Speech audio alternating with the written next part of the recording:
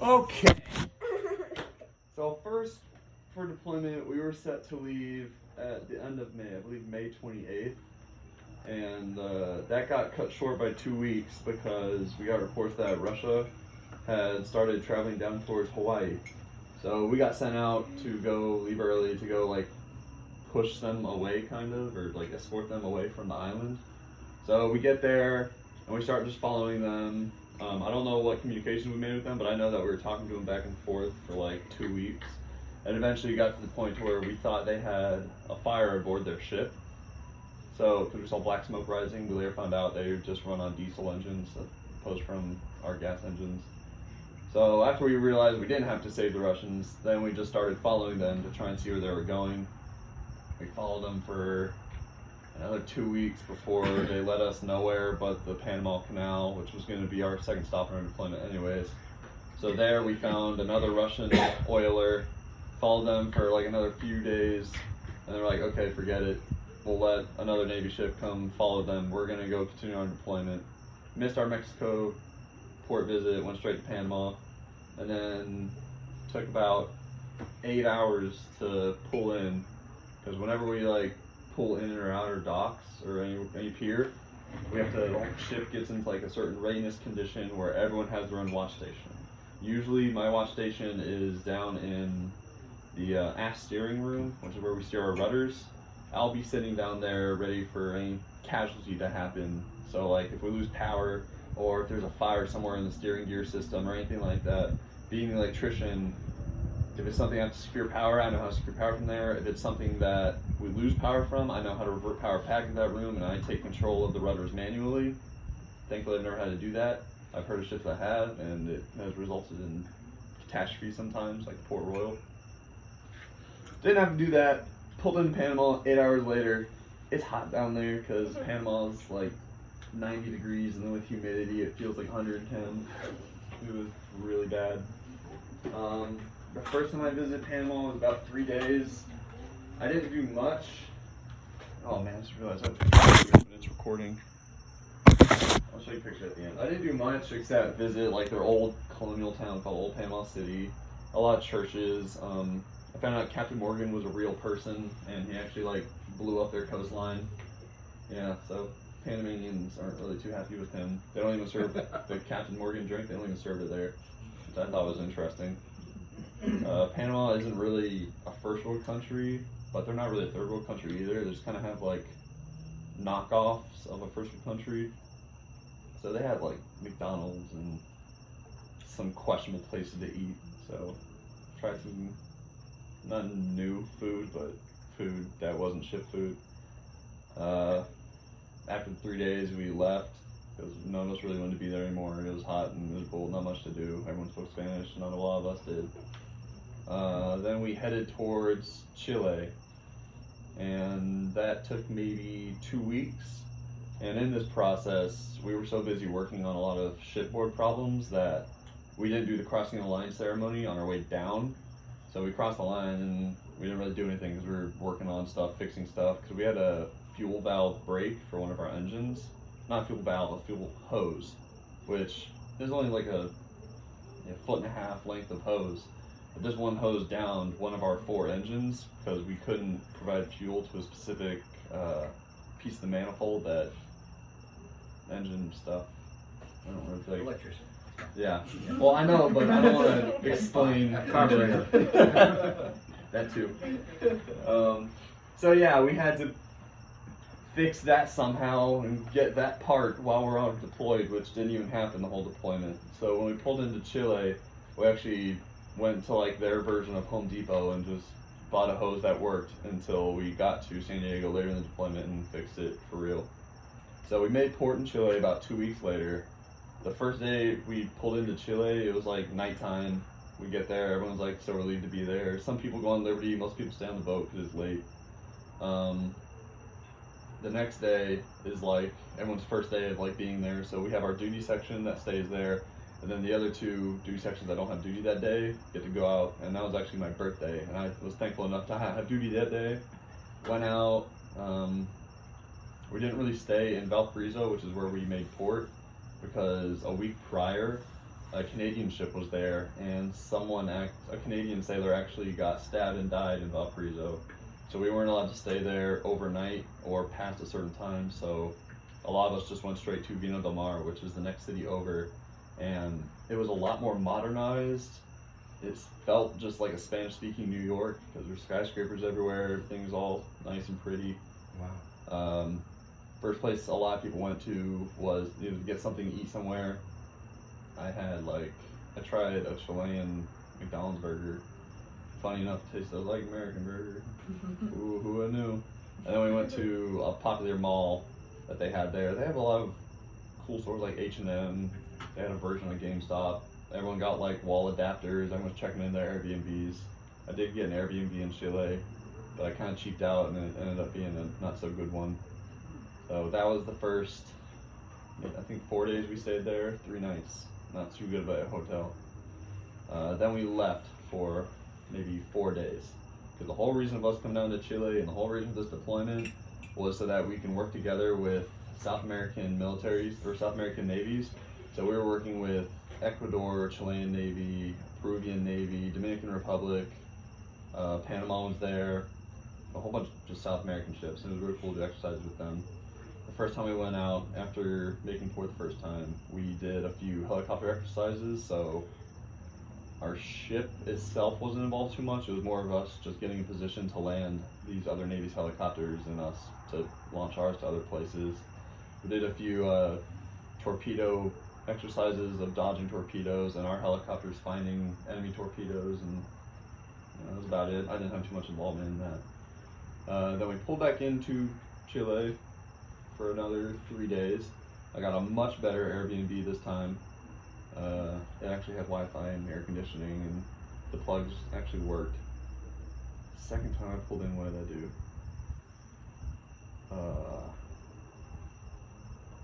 Can't really remember what I did the second time. Oh, I just kind of walked around Valparaiso, which is the city we pulled into.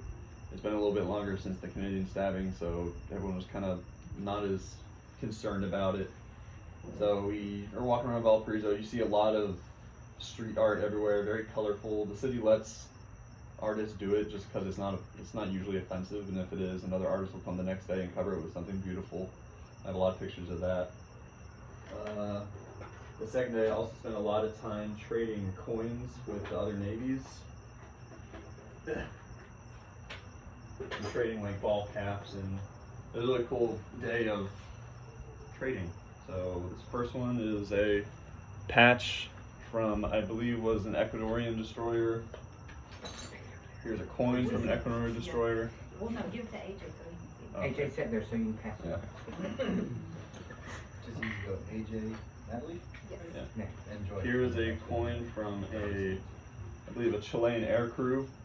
And this one was hard to get because I had to trade a Michael Murphy engineering coin, which they didn't make anymore. And I don't even know how I got it. I just ended up in my possession. I had to trade that for Chilean air crew, which I think was worth it.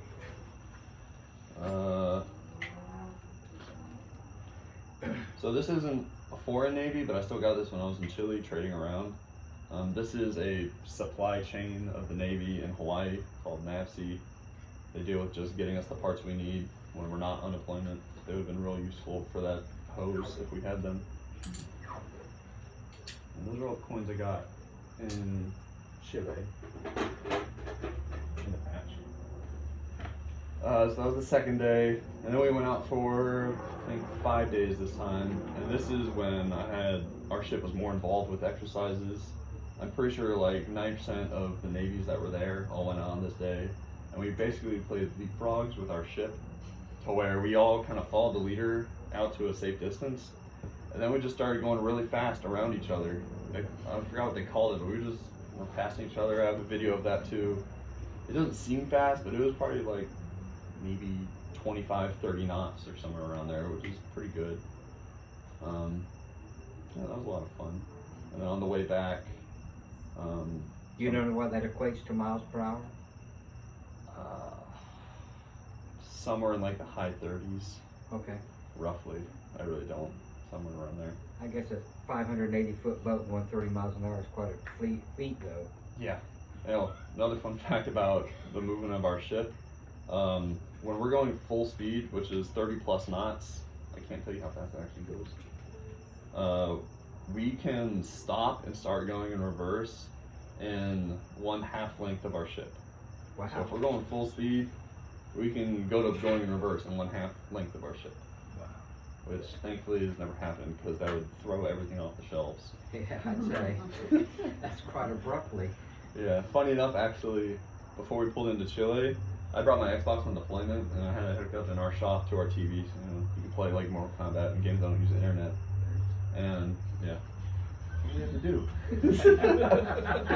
We don't have AC offices.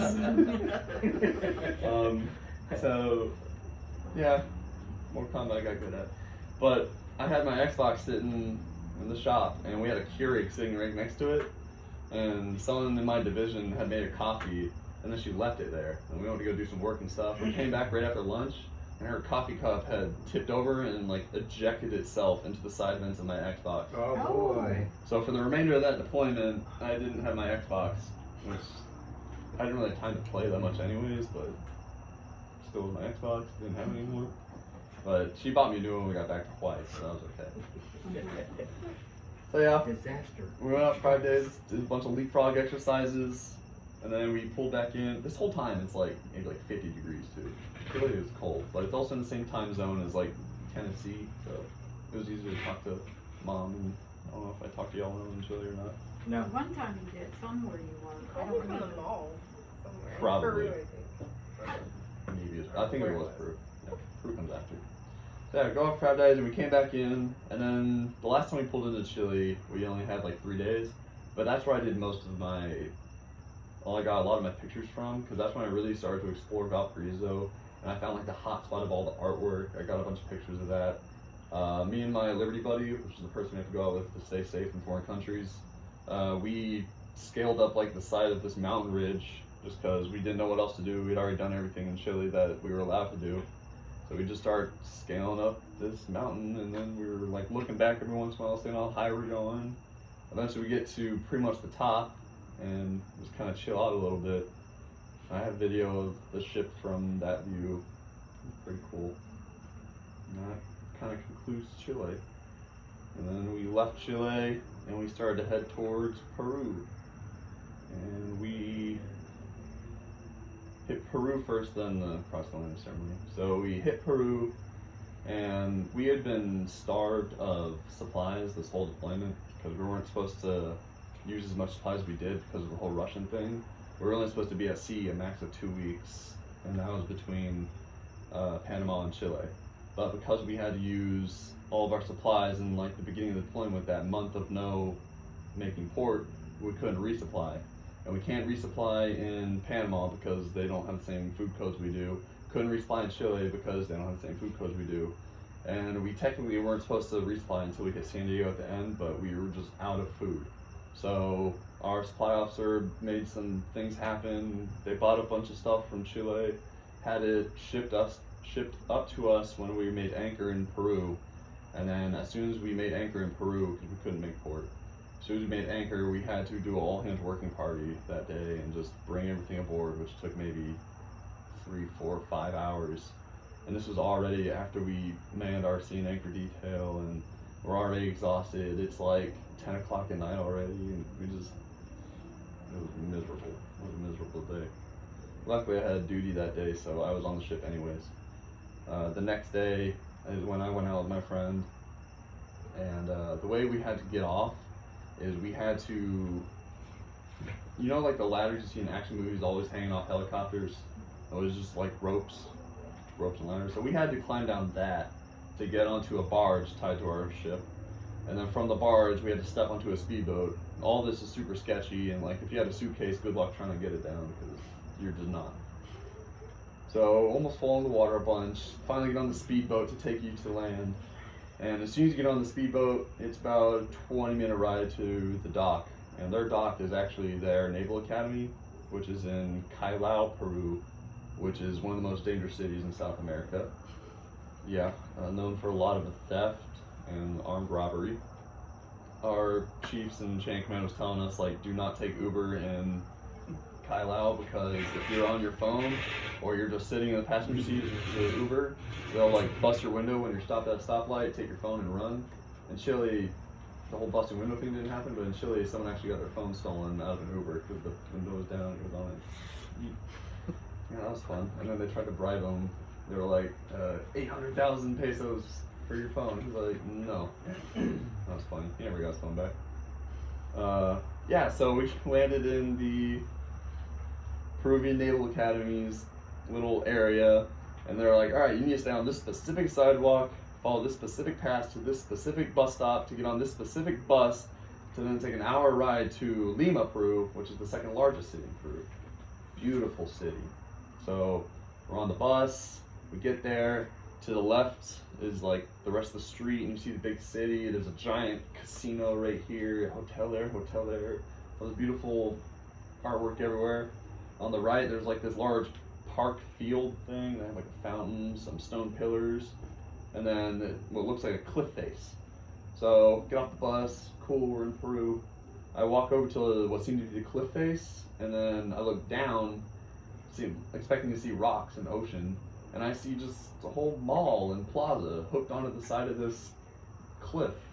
I see a Chili's, a Haagen-Dazs, a Pizza Hut, a Nike store. I'm like, alright, this is not what I expected at all from Peru. I expected everything to be in Spanish, I'm not going to know anything, I'm just here to see what's up. Nope, casinos and Haagen-Dazs, that's what we got. So of course, me and my friends would go down, we're checking out the place. We decided to get ice cream as our first thing in Chile, or in Panama. Peru. You'll get there. South America. Yeah, we walked around the city a little bit. We couldn't really find anything to do, so we took an Uber to. What we heard was I wish I wrote it down. I thought I would remember, but I didn't. It was just a really ancient pyramid. Oh, I do remember. It was built in like 300 AD, like way before Aztec people were there, way before. And we got a whole tour of that. I got a bunch of pictures of that. But that kind of in short, without pictures, they did a lot of sacrifices of virgins and babies. They fed them this cactus before they did it that made them go crazy and high. What was that called? I don't know what it was called. Yeah, cactus juice. Oh, I took a picture of the cactus with the name on it, yeah. Yeah, you gotta do. So I took a picture of the cactus, research purposes. They would feed this cactus to a virgin or a baby or whatever, and then beat it to death with garden tools, and that would be their sacrifice. Then they put it in like a wicker basket with a lid, and then they put it in like a tomb in one of their buildings that they were developing, and that's how they brought good fortune and to their gods or whatever. And all three civilizations that kind of took over and used this pyramid structure did the same thing pretty much. They always used the cactus, and they always sacrificed either a virgin, babies, both, kids, always a variation of that. I got a bunch of pictures of some grave sites, pottery they made, tree posts that they used as foundation. Whenever they would build a new section of their kind of plaza pyramid thing, they would break a large clay pot inside of it as a way to like bless it and bring a good fortune that it'll stand strong or do its job well or whatever. So that was cool. That took maybe 2 hours. And then this whole time we had a friend begging us to go try guinea pig because he wanted to try guinea pig so bad. And I'm like, I don't get what the hype is. It doesn't sound that appetizing to me. And then you tried it. Yeah, that comes later though, because we didn't try it that afternoon. We just ate at some restaurant nearby. I had what did I have? Oh, I just had some pork chops because I wasn't in the mood to try anything new yet. Then we took an Uber back to the more inner city kind of visitor-friendly area. They had a large central park. They had an art show going on that day actually. Kind of wish I bought a piece of art, but I didn't. Instead I bought this thing. Yeah, some of you have already seen this. The mask. Yeah, I found a shop and bought that, and I bought the Peruvian shawl / poncho thing, which most of you have seen already. It's very warm. About those. Did you show Dan and Aunt Joy? Yeah. You that- showed Dan and Aunt Joy? Yeah, They've seen it, but I haven't like showed them in this context of, telling them. I didn't want to bring it because I've been carrying it everywhere and it's hot. He has 3 eyeballs. Is he putting it on? Yeah. Proceed with your story. Okay. And the cactus juice are for future stock Yeah. options. It is. So yeah, I got that in Peru, and then after we bought that, we had gone to a nearby restaurant because the guy that was begging to try guinea pig wouldn't shut up. We're like, okay, we'll go somewhere that has guinea pig. So we go to this like outside restaurant that's right next to the park. He orders his guinea pig. Everyone else orders a guinea pig too because now they all want to try it. And I'm like, y'all are crazy. I'll try a piece of yours, but I'm going to order an alpaca steak. I'm glad I did that because the alpaca steak was so much better than the guinea pig. Guinea pig was bleh. One of the guys actually took the head of the guinea pig, which still has all the eyes and tongue and teeth intact and all that. And he saw on the back of the head, you can see brain, so him and his infinite wisdom decided to just chomp the back of the skull to crush it and get the brain out. Suck the brains out. Yeah, this guy was weird. I haven't talked to this guy prior to this day, and I still haven't talked to him after that day, so. Did it make him any smarter? Yeah, so that was, I didn't like that too much. Then we started to head back to the ship because it was getting late, and we decided to stop at McDonald's before that. And for some reason, Peru went hard with their McDonald's and decided that they weren't just going to do one building with McDonald's. They had like the main McDonald's building, and then they had a building to the next side of it, which was like the McDonald's cafe. Next to that, they had the McDonald's bakery, all separate buildings, all different themes, and they had like crepes and danishes and donuts and all this stuff. But they didn't have McDonald's as often as we do here. It was like every few blocks you could find one. They only had one very sparingly. So unfortunately that was it for Peru, because my third day I woke up late and only spent about half a day in the city, and we didn't really do much but kind of just walk around and look at things. Nothing really too interesting. And that was Peru. Then after Peru, we start heading towards Panama again. But before Panama, we cross the line again, and this time we're actually doing the ceremony. Got a question. Answer. Your adventure, was it all down like the east side of South America? The west side of South The America. west side of South Yes. America? It's all down the west side and back up the west side? Yep. Okay. Which is in the same time zone as most of East/Middle East America. Okay. Middle East. Midwest America. Yeah, so we start heading towards the equator to do our crossing line ceremony. We change our course by about maybe like 5 degrees so we can cross the line at the same time as we're doing the ceremony. So we all know this ceremony's been coming up. It was supposed to happen on our way down, so everyone's excited that it's happening now. Both polywogs, which are people that haven't gone through it, and shellbacks who have gone through it. We're all excited. You have to sign like a little thing that say, yes, I'm willing to get yelled at, or whatever happens to me, I know it's out of good faith and fun.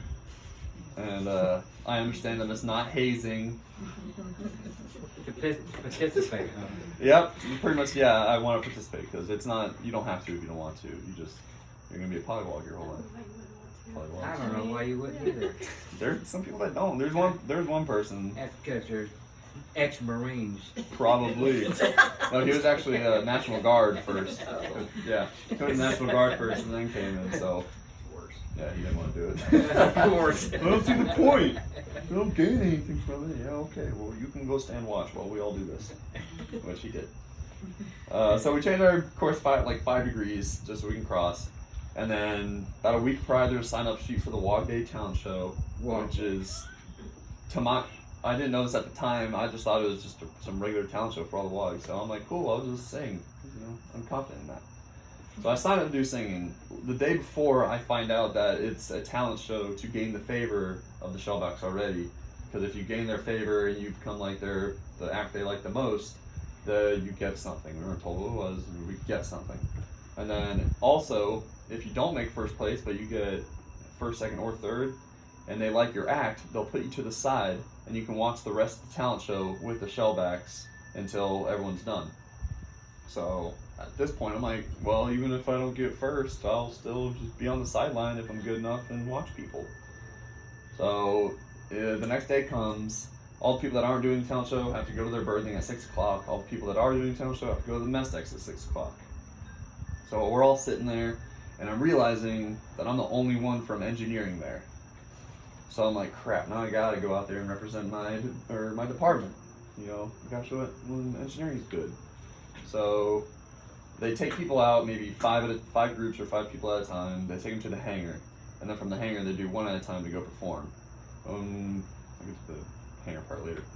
So we hear our chaplain, which is actually an 04, like lieutenant commander, who had actually not hadn't gone through a shellback ceremony yet. So he's one of the first ones to go out, and he comes back, and he's like, man, it's a tough crowd out there, because all of us are still waiting on the mess decks. So now everyone else is scared. They're like, oh man, they booed chaps off? We're screwed.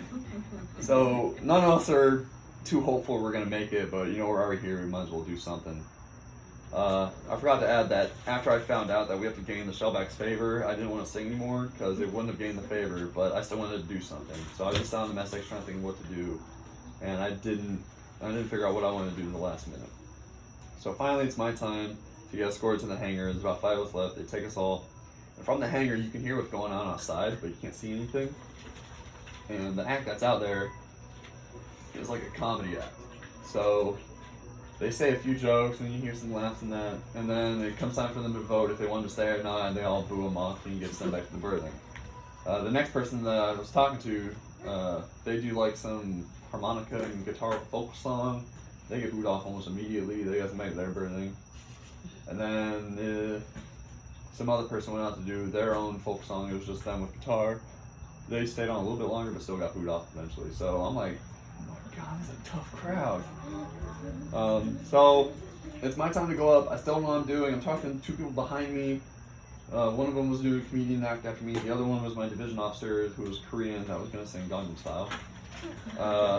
So I'm talking to this person, like, I don't know what I'm going to do. And they're like, I don't know, you better figure out, because you're next. I'm like, okay. So they're like, Dr. Roz, because that's like the stage name they gave me, was Dr. Roz. They're like, you're up. And they're like, all right, what are you going to be doing for us, Dr. Roz? I'm like, the beatbox. And they're like, oh, beatboxing. So then I get to the center. I see King Neptune all dressed up in the center. I see my captain, and I see the XO right next to him. And those are the people we gotta impress. Everyone else is just there to make you feel good or bad, mostly bad. And the way they cheer you on is they shine flashlights in your face. So the more flashing lights you see, and the more lights you see, the better you're doing. So they're like, all right, go ahead. And I'm like, and then I start going. And they're loving it, and they vote me to stay on as one of the top 3 to go on to compete for number 1 at the end.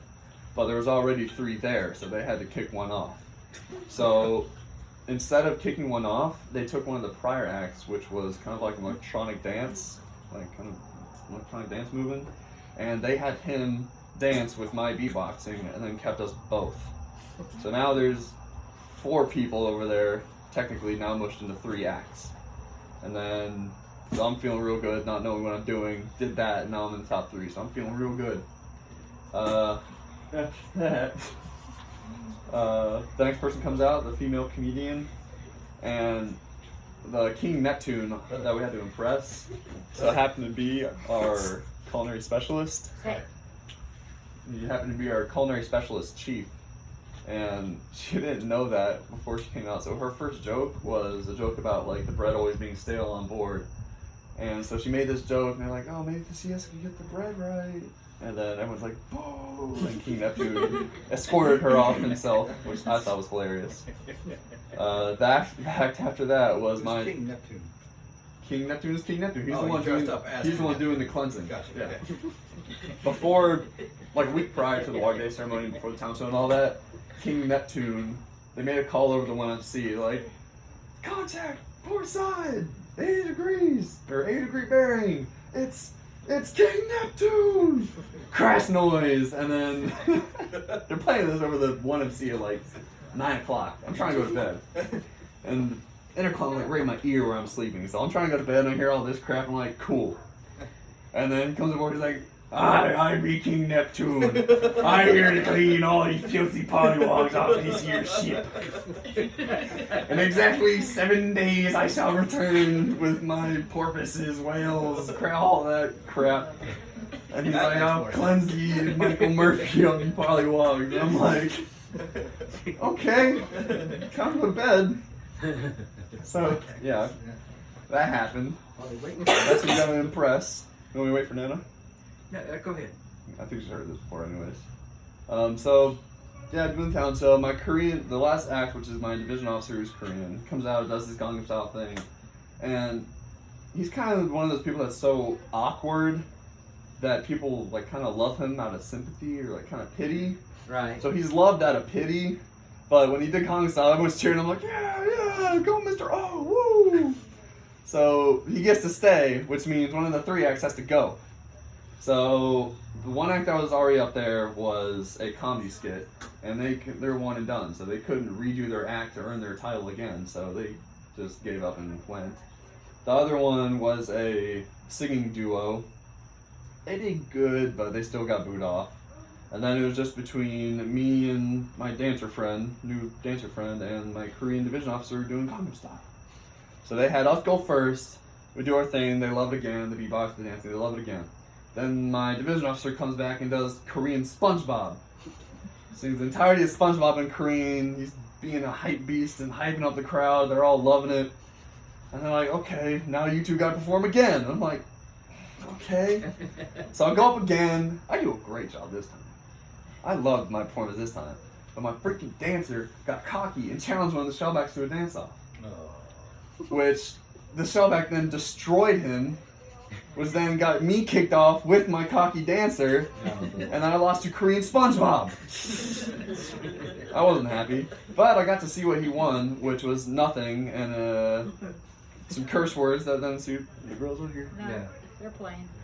Get that back to birthing, and then that was their prize. So it was fun, but I'm glad I got that far from nothing.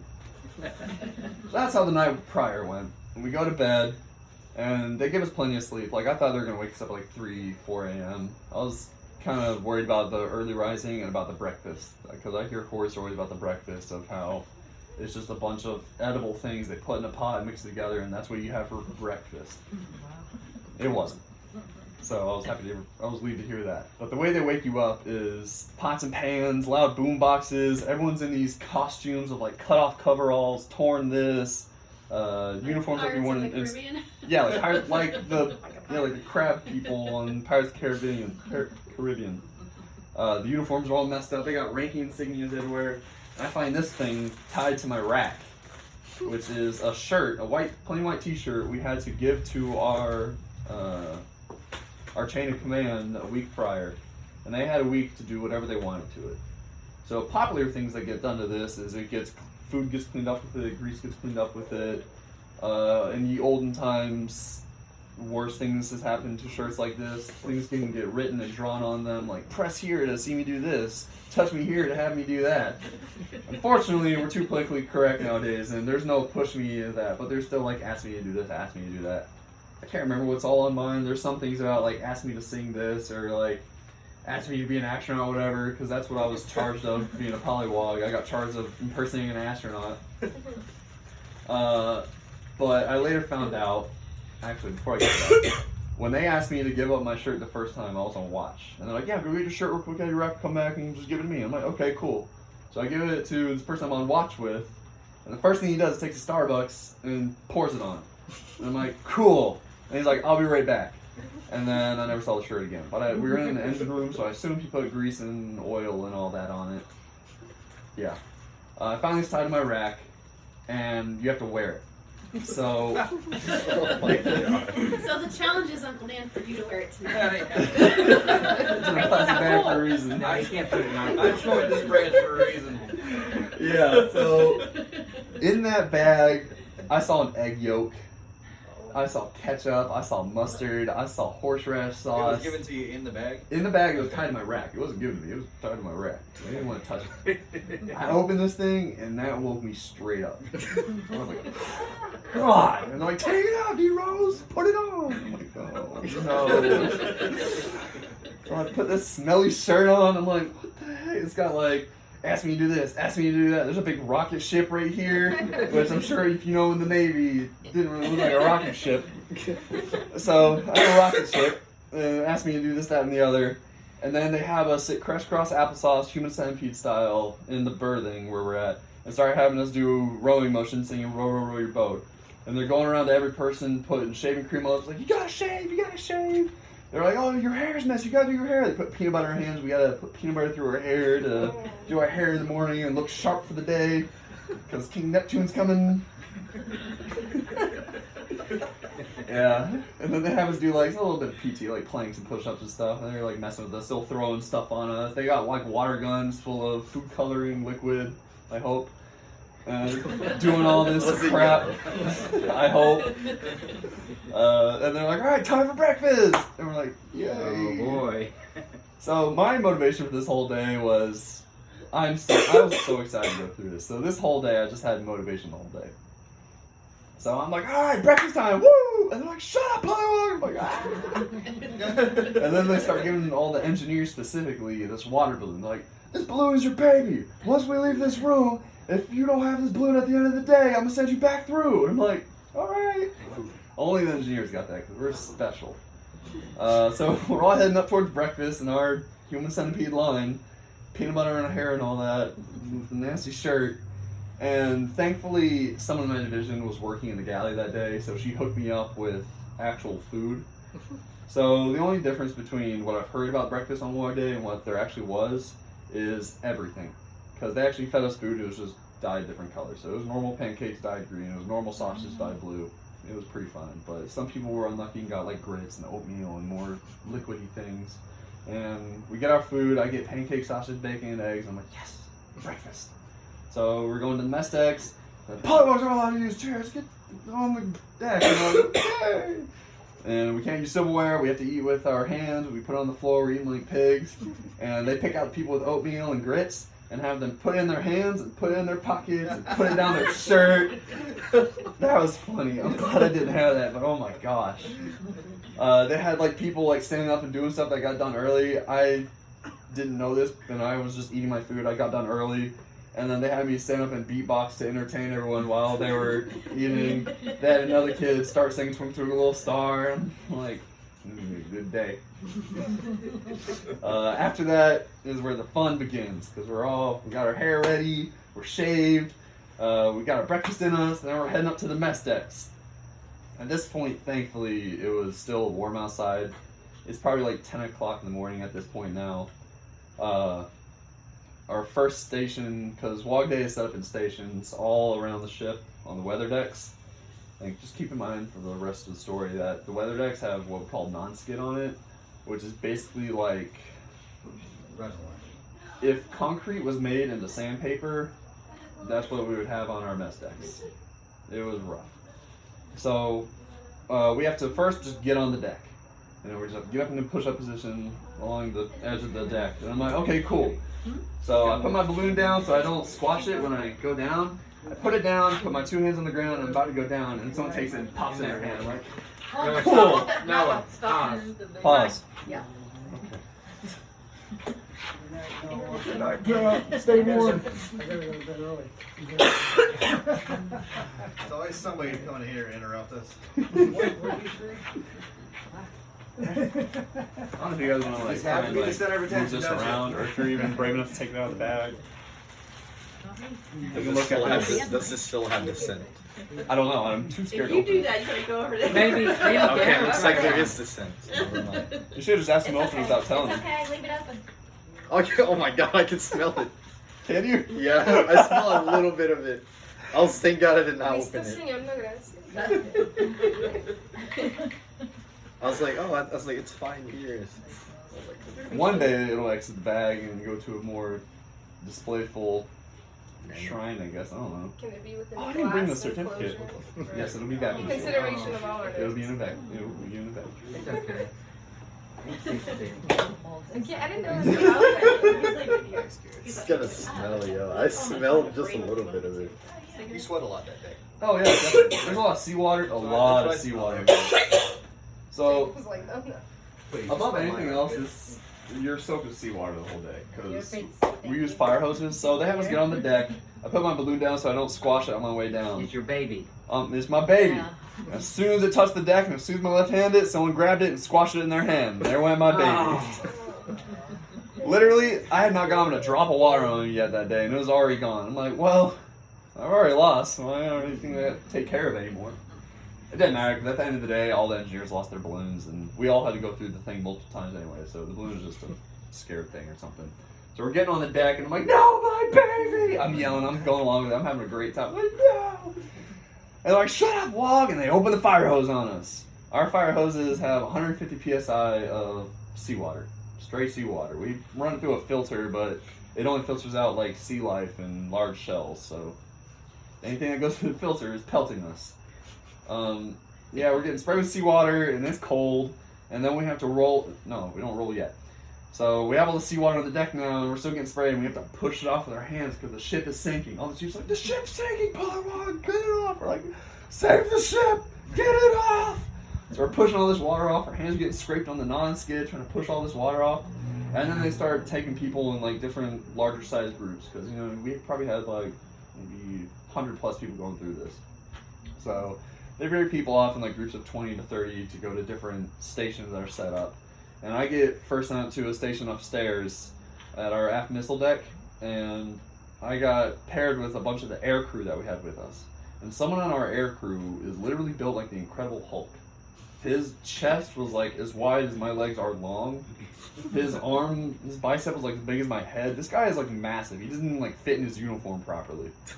So they have like 5 of the air crew, including the Incredible Hulk and me. I don't know why they put me in here, but they put us in this little dingy raft that the boatsmen used to paint the outside of the ship. And it's filled with like what's supposed to be slime. It's like highlighter ink and a bunch of green dye mixed with water. They have us climb in, they have us get it all on us, and then they have us start taking all the water out. So we gotta save the ship, you know, we gotta let it stay afloat. I know that they're yelling at us the whole time, telling us to sing Twinkle Twinkle Little Star, I'm a Little Teapot, all these Barbie girl songs that everyone knows, having us yell this the entire day. So that and non-skid are constant throughout the rest of the story. So we're taking all the water out, and they're yelling at us, they're like, get out of the boat, it's already sinking. And then we gotta get out, lay on the deck, all facing the boat, and then we gotta pick up the water off the non-skid and put it back in. All the green water, we gotta pick it up and put it back in. And then they're yelling at us like, it's too slow. And then they have us put our face on the deck and blow the water towards the boat. Through non-skid. We didn't get it back in. Sorry, guys. Then they have us get back in the boat, and then they have the Incredible Hulk. Me and the Incredible Hulk stay in, and the rest of the air crew got out, and they had them spin in circles with their arms out, acting like helicopters, and shooting us down. So they had to make noise like, and then they sunk our boat, and then we got put to the next station. But that was our first station. All the stations are done in random order, and anyone that is a shellback can take you to any of the stations at any point. So like my chief, whenever he would find anyone in my division, he'd be like, grab my noodle. There was a little cut off poodle. He'd like, grab my noodle, and he'd take us back to whatever station he felt like taking us. I never got taken back to those stations, thankfully. Kind of wish I did at some point, because that was one of the easier ones. The station after that, what was the station after that? The station after that was like a regulatory station, which kind of regulated how many people are at each station, so that you don't have 100 people at this station and 10 people at this station. So it kind of distributes us evenly. So they have us like crouch in ranks and like columns and stuff, and they're starting to ask us like trivia questions about the ship and about the Navy, because at this time in deployment a lot of people were going for our ESWAS qualification, which is basically our Enlisted Surface Warfare Specialist PIN, which says that we know about the surface side of the Navy. So we know about destroyers and everything they're capable of and their systems. We know about carriers, aircraft carriers, we know about all that. Being on a destroyer, they had us focus on destroyer. We have to know how many missiles we carry, what kind we carry, how much the anchor weigh, what our radar systems, all this crap. And I just started studying maybe a week before, and it's about a book maybe about that thick. It was not undoable, but I haven't studied nearly enough for this regulatory phase. So asking us questions on that, and if we get it wrong, we get sent it back. If we get it right, they may let us go if they're ready to have more people. If they're not, it just sucks to suck, and you get sent to the back. I answered every question right except for one, and every time I got one right, they weren't ready for more people, so I always got sent to the back. I was at that station for maybe 45 minutes, getting doused with seawater from all different angles, I was actually at that station that my chief came and had me grab the noodle and go back to another station. When I made it back there, I was still there for like 10, 20 minutes. And then finally when I got through, they had me go through another station, which was like an obstacle course inside. Tunnel. I just call it a tunnel. It's like a tunnel on the side of our ship. And they closed one end with only the door open instead of the whole hatch. So they only have the door open so you can see light. And then they kind of have like these overlapping partitions to not let light out or in, but it lets people go in. So I had those set up, and I see all this like water rushing out of this. So that's the next station is I have to get through this. And they're like, be careful, go slow. And I'm like, okay.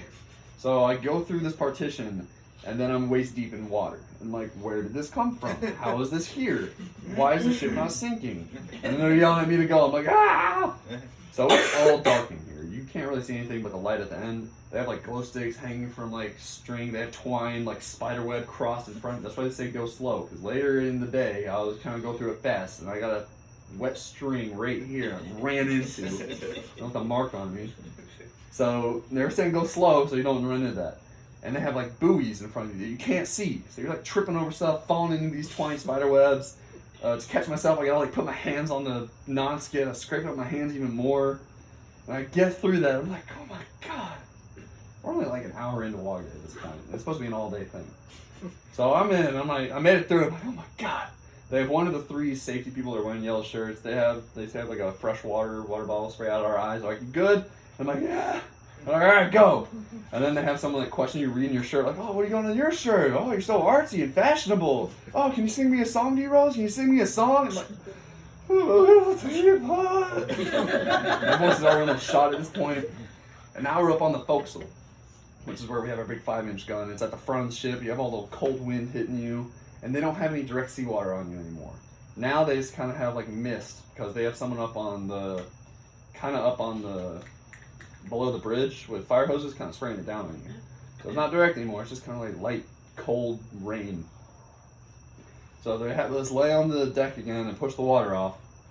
And once we got most of the water off, they have us yell for Flipper, which is the dolphin, to come save us.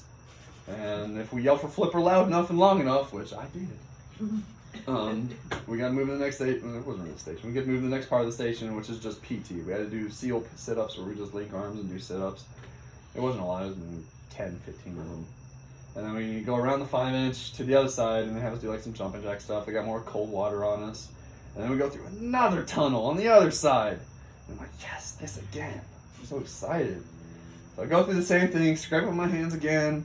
This is the one where I run across and get the twine in my face. And then get through that.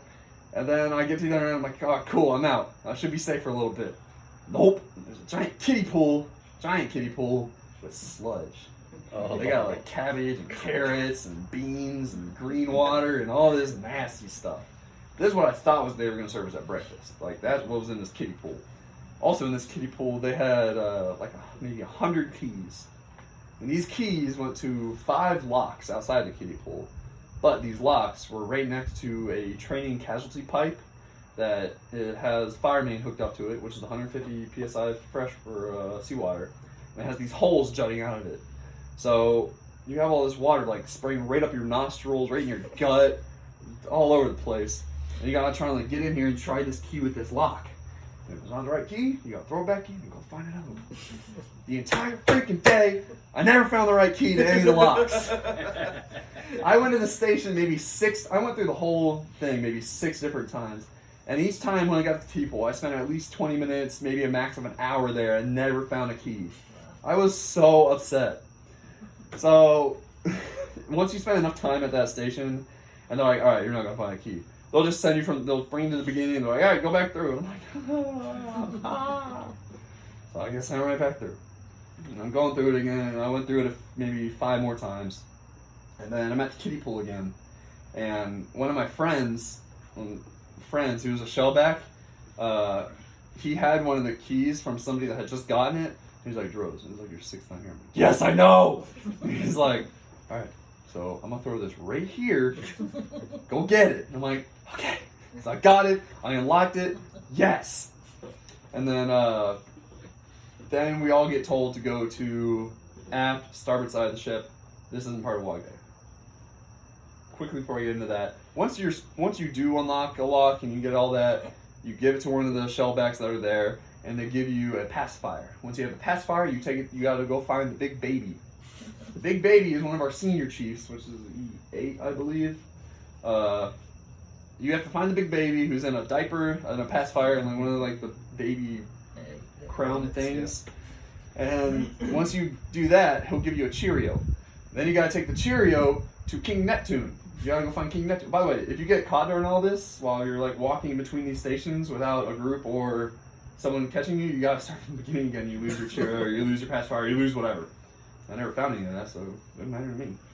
So you take the Cheerio, you take it to King Neptune. Once you take it to King Neptune, he'll take you to the side somewhere to the flight deck, which is separate from all of this, and then he'll cleanse you from being a polywog.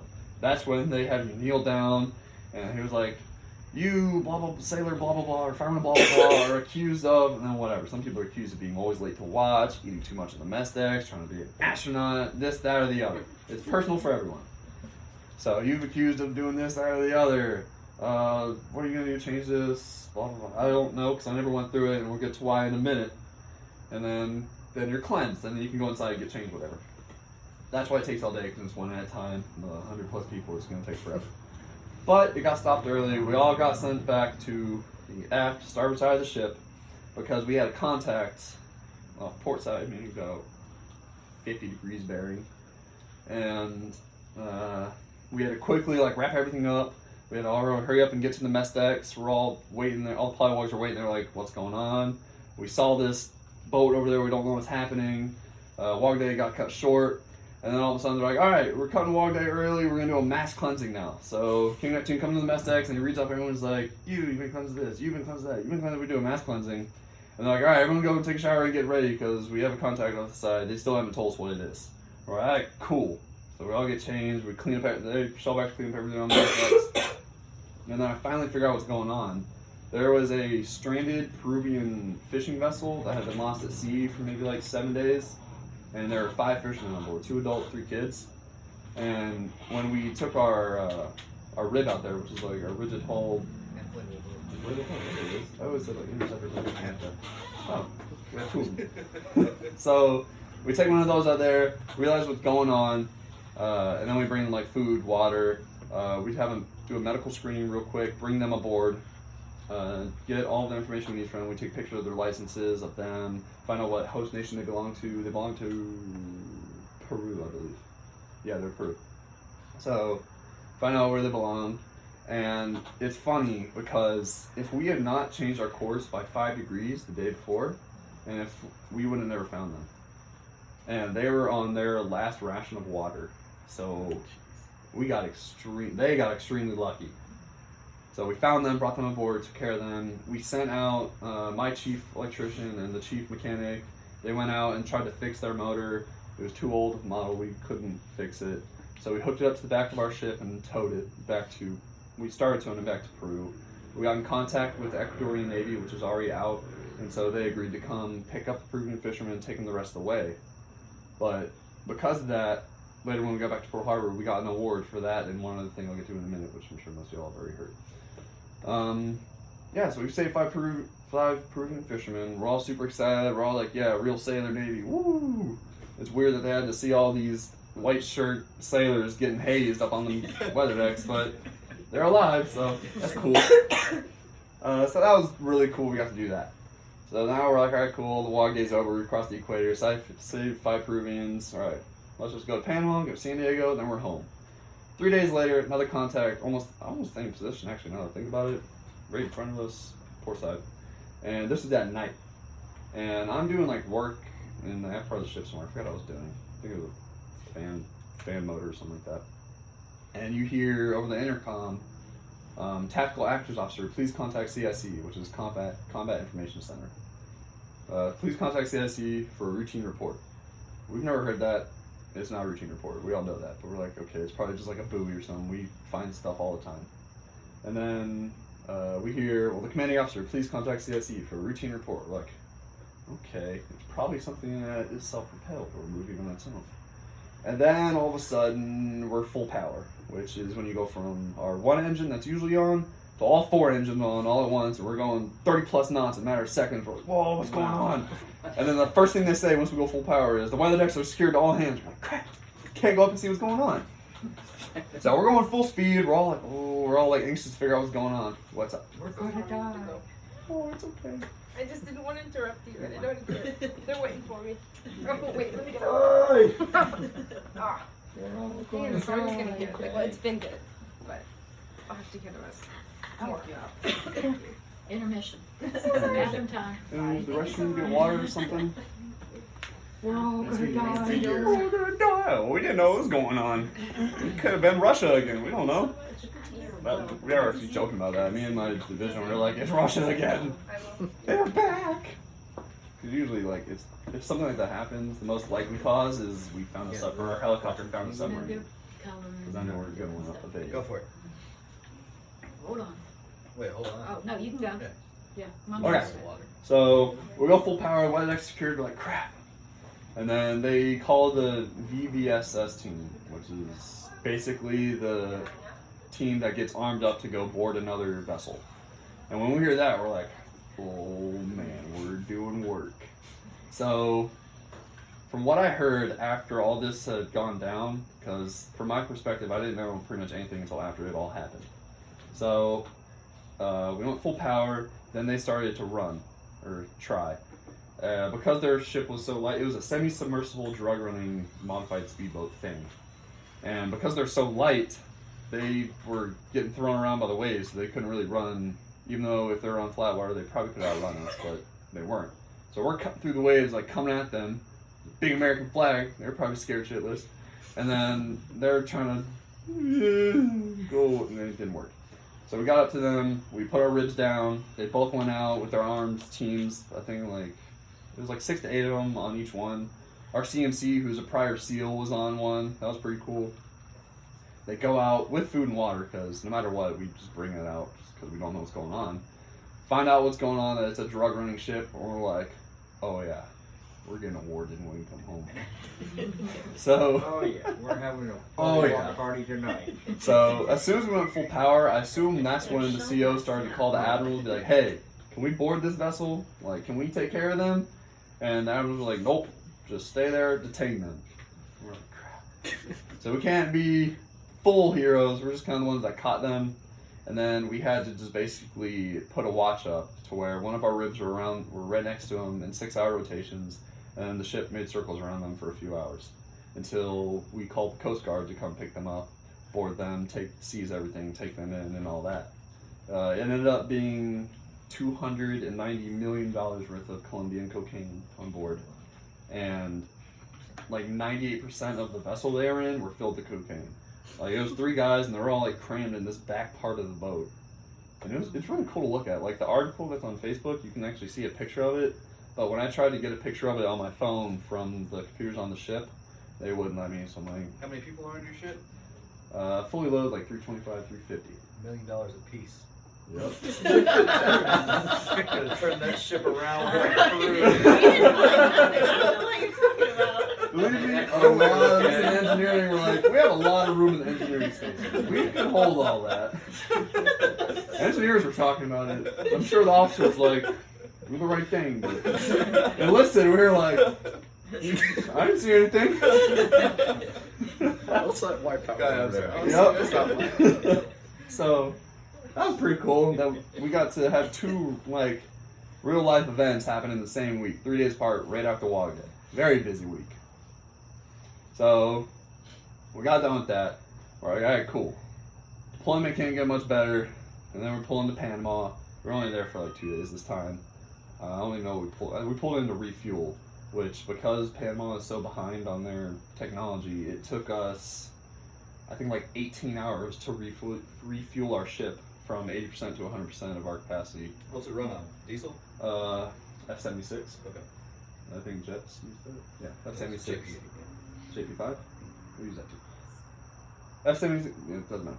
But yeah, it took like 18 hours to refuel, which usually it takes us, like from when we do underway replenishments, is where the ship comes alongside us and hook all the pipes up. That usually takes us maybe 2 hours, but in Panama it took 18 hours, and we weren't even alongside or anything. We were just Here's a barge of fuel. Here's the ship. Put it on. Super slow. I was on the better half of that watch that first day, and I was on watch for 8 hours in a hot engine room, looking at a sight glass, which just tells you if oil's in there or not. And I just had to look at it to make sure there wasn't oil in it. And if there was, all I do is say, hey, there's oil. And they're like, okay, cool. I just stay there for 8 hours and watch that. I'm like, why am I here? I can put a GoPro here and we do the same thing. 8 hours of that. Missed lunch because of that too. Wasn't happy. Oh no. Yeah. So that's what Panama was like. Then when we came back the second time, I had the second day we were there. I was allowed to go on Liberty, so I didn't really do anything. I just went to a local yacht club that my friend had found the last time we were in Panama. And we just stayed at the yacht club, ate some nachos. They got like a bucket of beer for like $3. So they were having a great time. I was having a great time because I had nachos. And apparently in Panama is where all of the women are at. Like, beautiful women go to Panama for some reason, because at this yacht club, there's a pier, and we're just watching these beautiful women get off the boat all day. We're like, it was a good day. Wi-Fi, Nachos and we got women. nachos, we got beer. Cocaine. Somebody said it. Riding that train. Yeah, so I like Panama a lot more the second time. Oh, you passed the keychain right out. I got this the first time. It's just a little trinket. Oh, it's like miniature beads. And then I got this the second time. It's a keychain. I also got a shirt. Didn't bring it. It's a tank top that just says Panama in kind of cartoony style. And Panama the second time was a lot better. Panama, we went to San Diego. So that would be my third time going to San Diego. But this was definitely my longest. We were here for a scheduled 2 weeks. And in this 2 weeks, our entire work day, because it wasn't a Liberty port, it was a working port. So the entire day we were just fixing the cosmetics of the ship. So when we made anchor in Peru, we had a bunch of barges hooked to the side of us and it banged up our paint job really bad. So the entire 2 weeks in San Diego, it was just painting and grinding and buffing things out, making things look pretty to pull back into Pearl Harbor for our grand deployment return.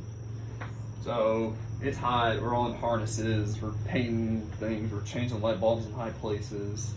Not fun. But there was some Liberty in San Diego though. I got to see a friend of mine that's there. It was nice to see him. It was nice to sleep in a house, in an apartment, instead of in my rack. So that was cool. Just got to play with the cat, that was awesome. Went to the San Diego Zoo. That was amazing. Probably one of the best zoos I've ever been to. You got a keychain from there too, didn't you? Yeah. Way to be on it. I know, I remembered it. San Diego. Are you leaving your keys here with all your keys? Yeah. I'll leave James, it your here. keys? I mean, I'll keep James. it here. Yeah. You guys are hanging this one. I got that in Peru as well. Went to San Diego Zoo, by far one of the best zoos I've ever seen or been to. This one's from Peru as well. Is it actual? No, it's not. Got this in Chile. Got hanging all the kitchen. These were the plugs everywhere in South America. These little 2 prongs, circular. You all know about them, don't you? You ever go to Japan, you're gonna need the same ones. So keep them. That's why I kept them. Which Japan will be on the next deployment. Save those. Try actual sushi. Currency from Chile and Peru. Oh yeah, okay. You got family there. You can $6.99. Send her the. Go take a picture out. I'm glad you're being with me. M240 Bravo machine gun shells. That's later. No, it Oh, you're going too fast. Sure. Slow down, Noah. There's more. That looked like different. Like the old. Too bad you couldn't read Yeah, I wanted to, but I don't know where I put that. We're You took a picture of we're it, didn't you? making mini shot Did you glasses. send me a picture of it? I thought you did. We were on video chat, and I was like, "Oh, here's what I got," but I never that's took a video. freaking picture of it. Mini shot glasses. I'm not A sure. mini shot glass. You can put. What You do I can have taste it. like out of? You can have it as a necklace. Mhm. Put it on. spent gunpowder. Right? So these are the machine guns that we have. We have 16 or 15 of them around the perimeter of our ship. Yeah. And any small craft that come to the ship, we'll load up these machine guns that take these bullets. And these guns specifically are really cool because they don't have a hot gun limit. So you can fire them indefinitely as long as you keep feeding them ammo. So that's pretty cool. Very similar to a 50 cal machine gun, except the 50 cal has a hot gun, and we only have those on our bibs. So, yeah, I think they shoot a little harder. 50 cals? Yeah. Yeah. Anything else from foreign countries? Where's the one that you shot? So, I didn't shoot this one. I thought this was 9mm. Oh, then corrected me though, and I can't remember. It's either 5.56 or 7.62. Yeah. It looks I think like it's for like a 5.56. rifle, right? Yep. Yeah. So this is for like the rifles that our watchstanders use. Yeah, size. I don't know. Thought this whole time it was 9mm. I think it's too big to be a 5.56 or. It might be a 7.62. It has to be a- 7.62. it The has same to be a size, it's just a little 7.62. thicker, I think. I think it's a 7.62. It's a lot bigger. Oh yeah, we're finally back in the States in San Diego. First thing I do is I go get Chick-fil-A because I don't even have that in Hawaii, so Chick-fil-A is the first thing I eat. Hang out with my friends, Chick-fil-A, San Diego Zoo the day after. Had to work a few days and the weekend comes and I try and go see Jonathan. I don't know if you guys remember Jonathan, Tristan's friend. He's in the northern part of LA, so I wanted to go try and see him. And I was gonna take an Uber halfway and then he was gonna pick me up the other half. But it just didn't work because even though if traffic wasn't there, LA would be maybe 2 hours away. Because of traffic, it's 6 hours away. So I took an Uber the first hour before you hit all the LA traffic, and then he couldn't make it to the other side of LA to pick me up Isn't he like in an actor time. or something out there? He's He's trying in to show be. He business. couldn't Yeah. send a freaking helicopter or something? He's not that big. He's getting there. He's getting there. He's down Yeah, right. here. He hasn't worked up He'll to get that there, yet. he'll get there. Eventually, next time. We go to San Diego all the time. I'll Sounds send like a some pride point. Time to work harder. So I didn't make it all the way to LA, but I was in like a neighboring city, and I'm like, well, I took an Uber here. I might as well see what they have here. I found like this. I found a museum of music, which was founded by like these elite piano makers in like early piano making times, and piano started to be like falsely made. Like cheap pianos were made, and they slapped these high-end name brands on them. So this elite piano making group made this music group, I guess, to just kind of protect their pianos from copyright things. And so that evolved into more than pianos and like all musical instruments. And then they became this group that just made an event that they hold in Australia every year that's exclusive to only them. Throw a party for themselves, kind of weird. And then they have another exclusive event which is open to them and 300 guests that they choose. So I don't know where that one's at, but I know the first one's in Australia. And yeah, it's just elite music people.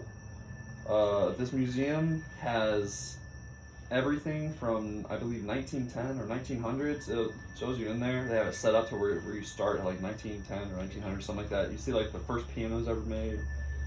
Very early, like, what do they call it? Like the things you crank and it plays music? Player pianos? There's not a piano. It's a. It has like the spool, and it has the nipples on it that bring the chimes. You just said it the other day. It's it's the miniature thing that we No, had. we got the miniature ones, but I don't know what those are called. Yeah. No. Well, you know what I'm talking about. They have big versions of box. those, early versions of those. You go through in terms of decades, so you see all the popular instruments of that decade. I think every 20 or 30 years they have an instrument you can play from that decade. So I got to play a few of these cool instruments. I don't remember the name of any of them. Took pictures and videos of all of them. Going through all of them, they have like a lot of Elvis stuff, Beatles stuff, a lot of different guitars. I got to hit a big gong. Once you get to the end, you can't really go into the future, but they still had a whole room to do an exhibit in. So like, you can play whatever you want here. They had every instrument you could ever think of. Cellos, violins, ukuleles, guitars, drums, instruments I couldn't even pronounce, a harp, chimes, they had everything here. So I went crazy for a little bit, for like an hour and a half, and just stayed in there and just played a bunch of stuff. That was a lot of fun in San Diego. After that, I didn't do too much San Diego because we just worked the rest of the time. And then we headed home, and then I was back in Hawaii. And after that, we quickly went to Maui. Like a few days later, I got some keychains in there. Drove up a big mountain where it was like 20 degrees at the top, and really cold. Went to a black sand beach, and went to a swim. Cold. 20 degrees. 20 degrees cold. Right 20 below. The last I've ever felt. I think I was wearing this shirt too. This shirt is He's not kidding. extremely thin. I don't know if you can see. Negative. That's warm. It's a deployment. Very good.